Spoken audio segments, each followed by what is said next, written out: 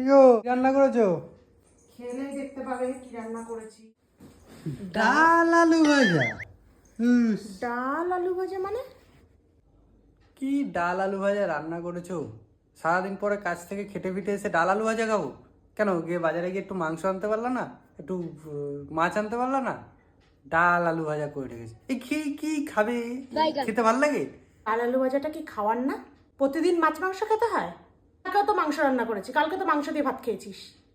এখন যেটা রান্না করেছি সেটাই এখন খাবি। কোনো মাছ মাংস ডেলি ডেলি আমি খাওয়াবো না।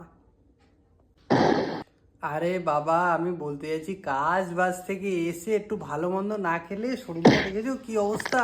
তুমিই তো বলো মোটা হসনি মোটা হসনি, তাই শরীরটা কিভাবে বাড়বে?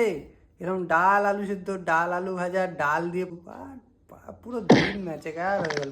কোথায় কাজ থেকে যে ভাবলো একটু ভালো মন্দ খাবো। ডাল আলু ভাজা খেলে কি গায়ে লাগে না? শুধু মাছ মাংস খেলেই গায়ে লাগে? মাছ মাংস খেলেই মানুষ মোটা হয়? ডাল আলু ভাজা খেয়ে দেখ, ডাল আলু ভাজা খেলেও মানুষ মোটা হয়। আর আমি যেটা খাওয়াবো রান্না করে সেটাই খাবি। আজকে সেই ওই সব বললে আমি খাওয়াবো না, রান্না করতে পারবো না আমি। তাহলে নিজেরটা নিজে রান্না করে তারপরে খাবে। আর খাবো না, অনেক ভাত খেয়ে নিয়েছি। ডাল আলু ভাজা দিয়ে কি এত ভাত খাওয়া যায় নাকি? যা তা।